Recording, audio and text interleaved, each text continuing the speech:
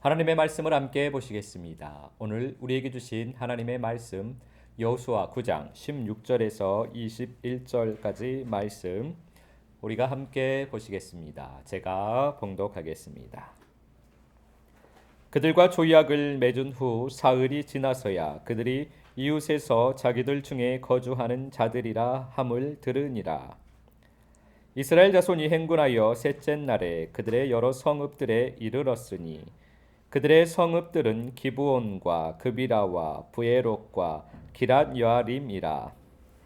그러나 회중 족장들이 이스라엘의 하나님 여호와로 그들에게 맹세했기 때문에 이스라엘 자손이 그들을 치지 못한지라. 그러므로 회중이 다 족장들을 원망하니 모든 족장이 온 회중에게 이르되 우리가 이스라엘의 하나님 여호와로 그들에게 맹세하였은즉 이제 그들을 건드리지 못하리라. 우리가 그들에게 맹세한 맹약으로 말미암아 진노가 우리에게 임할까 하노니 이렇게 행하여 그들을 살리리라 하고 무리에게 이르되 그들을 살리라 하니 족장들이 그들에게 이른 대로 그들이 온 회중을 위하여 나무를 패며 물을 깃는 자가 되었더라. 아멘.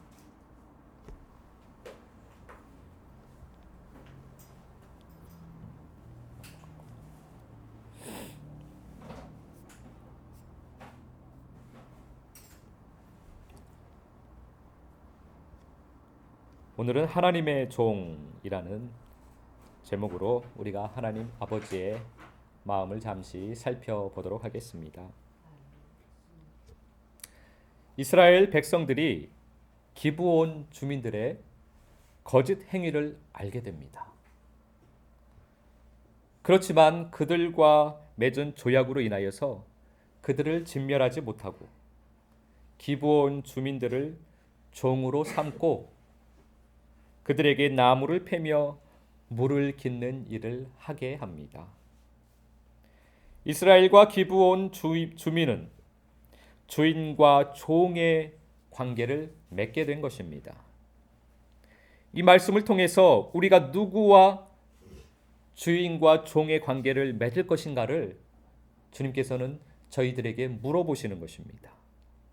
로마서 6장에서 사도 바울은 너희 자신을 종으로 내어주어서 누구에게 순종하든지 그 순종함을 받는 자의 종이 된다라고 말씀했습니다.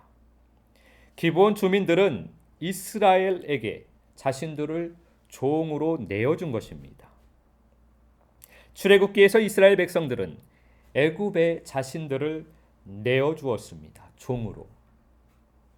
그래서 그 당시 이스라엘 백성들은 애굽 왕의 종이 되어서 애굽 왕의 말에 순종하며 애굽에서 살았던 것입니다. 사도 바울은 죄의 종으로 살아가면 그 끝은 사망이고 순종의 종으로 살아가면 그 끝은 의에 이르게 된다고 했습니다. 여기에서 종으로 살아간다라는 것은 우리가 생각하는 주인과 종의 관계와는 조금 다릅니다. 우리는 주인과 종의 관계를 소유와 복종의 관계로 생각을 합니다. 우리가 생각하는 종과 주인의 관계는 종은 주인의 소유이고 종은 주인의 말에 싫어도 복종을 그래야만 자기가 주인의 집에서 살 수 있기 때문에 의식주를 해결할 수 있기 때문에 주인의 말을 싫어도 복종을 해야 하는 관계를 우리는 주인과 종의 관계로 생각을 합니다. 그런데 영적으로 주인과 종의 관계는 이것과는 조금 다릅니다. 사도 바울은 종으로 내어준다라고 했습니다. 주인이 종을 삼는 거가 아니고 종이 자신을 종으로 주인에게 종으로 내어준다라는 것입니다. 자신이 스스로 주인의 종이 되는 것입니다. 영적으로 주인과 종의 관계는 그래서 사랑으로 맺어진 관계입니다. 우리들이 죄를 사랑해서 죄의 종이 되는 겁니다. 영은 그것을 좋아하면 더 끌려오게 되어 있습니다. 그 영으로 풍성해지면 결국은 그 영과 하나가 되어져 버리는 것입니다. 그러면 벗어나기가 힘듭니다. 그것이 중독입니다. 그렇게 하나가 된 것을 우리는 사랑이라고 말을 하는 것입니다. 예를 들면 우리가 미움이라는 죄를 가지고 살아갑니다. 그러면 다른 사람을 미워하게 되는 것입니다. 미움의 종이 되었기 때문에 우리는 머리로는 나는 그것을 싫다고 생각을 합니다. 나는 미움이 싫어. 나는 미워하지 않을 거야. 나는 미움의 말에 따라 살지 않을 거야. 우리는 내 머리로는 싫다고 하는데 사실 영적으로는 우리는 미움이라는 그 행위를 좋아하는 겁니다. 내가 좋아해서 그렇게 살고 있는 겁니다. 그래서 미움이라는 행위를 할 때마다 미움이라는 영은 더 많이 내 마음 안에 채워지고 내 마음을 가득히 미움이 차지하게 되는 것입니다. 그렇게 미움이 가득 차게 되면 결국은 미움과 하나가 되어버립니다. 그래서 내 자신이 미움이 되는 것입니다. 그 상태가 미움을 사랑하는 것입니다. 마태복음 6장에서 예수님께서는 한 사람이 두 주인을 섬기지 못한다라고 말씀을 하셨습니다. 종인 우리는 한 주인만 섬길 수 있는 것입니다. 예수님의 말씀에 이를 미워하고 저를 사랑하거나 또는 이를 중히 여기고 저를 경히 여긴다라고 말씀을 하셨습니다. 예수님의 말씀처럼 주인과 종의 관계는 사랑과 미움의 관계입니다.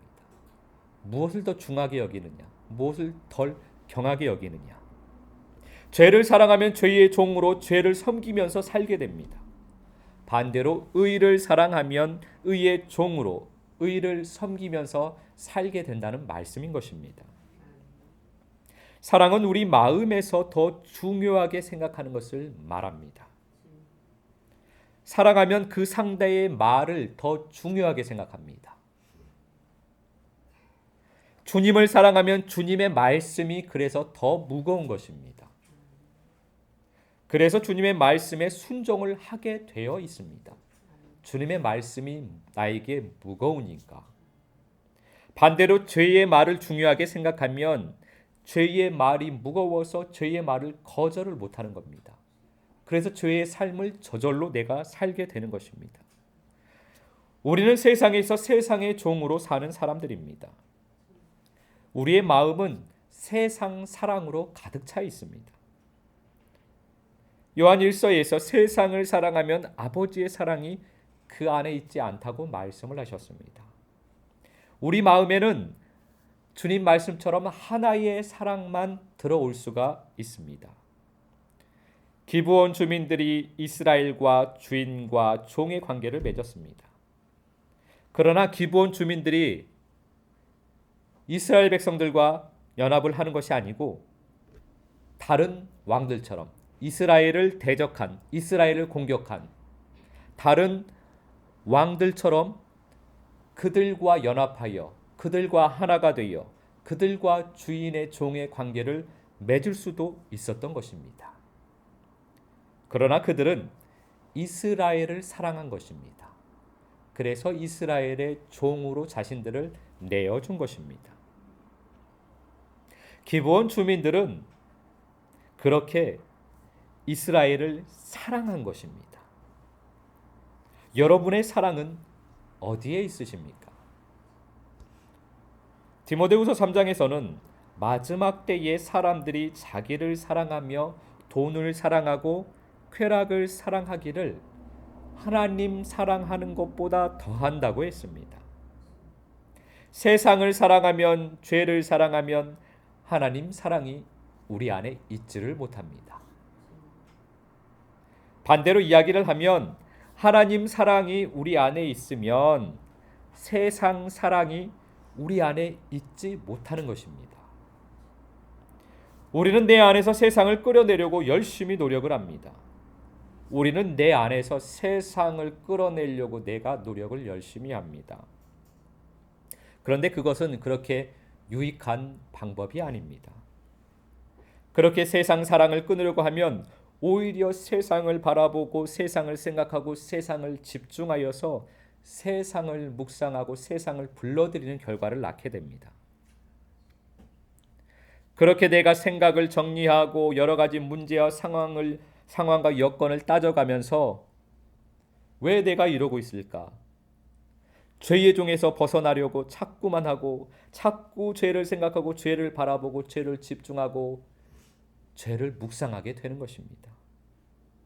나는 그 죄를 해결하려고 한다고 하고 있는데 자꾸 그 죄에 집중을 하는 것입니다. 그렇게 되면 오히려 그 죄가 끊어지는 것이 아니고 그 죄로 내가 더 충만해져 버립니다. 그래서 더 강한 죄의 결박에 묶이게 되는 것입니다. 시간이 지나면서 그것이 잠잠해집니다. 그러면 우리는 그 문제가 해결되었다고 생각을 합니다. 내가 생각을 정리를 잘해서 내가 하나님 앞에 조목조목 따져서 해결이 되었다라고 생각을 하는데 해결이 된 게 아니고 잠잠해진 것입니다.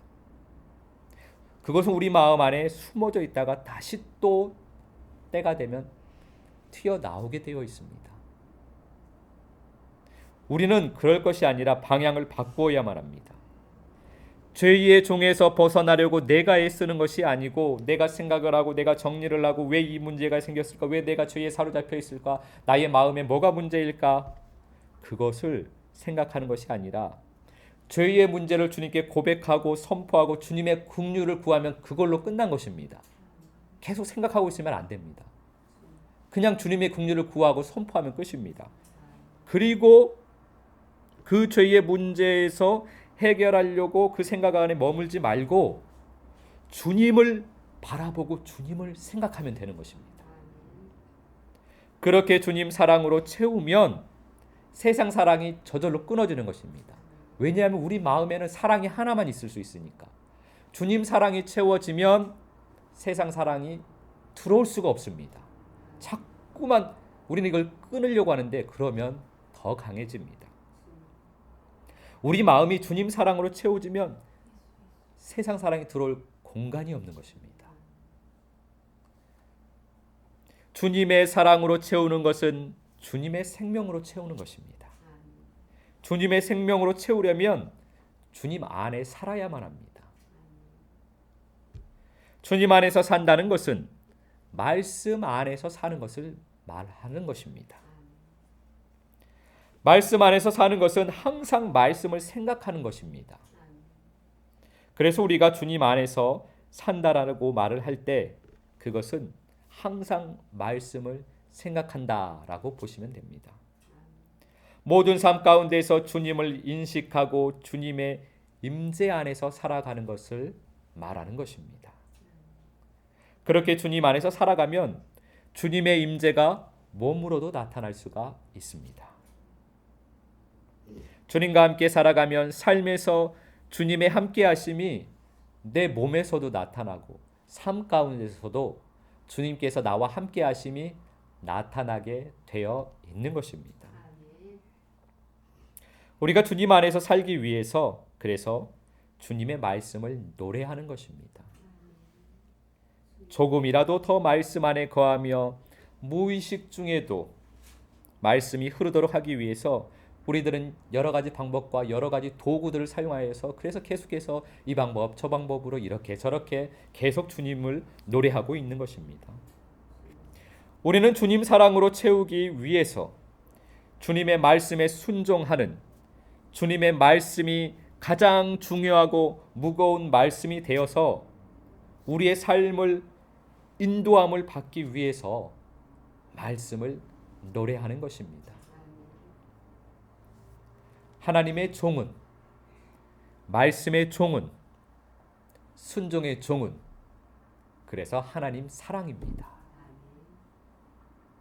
주님과 함께 살아가는 삶은 우리의 행위가 아니라 우리가 어떠한 행위를 하느냐가 아니라 주님의 사랑입니다. 기본 주민들은 이방 왕의 종이 되는 길과 하나님의 나라 이스라엘의 종이 되는 길 중에 한 길을 택했습니다. 그들은 하나님의 나라의 종이 되기 위해서 그들 나름의 수고를 열심히 하여 하나님의 종이 되었습니다. 여러분은 누구의 종이 되기 위해서 믿음의 수고를 하고 계십니까? 여러분은 누구의 종이 되기로 결단을 하셨습니까? 이번 한 주간도 말씀을 노래하며 주님 사랑으로 채워 순종의 종, 말씀의 종, 하나님의 종, 그렇게 주님과 살아가는 아름다운 삶이 되시기를 우리 주 예수 그리스도 이름으로 축복합니다.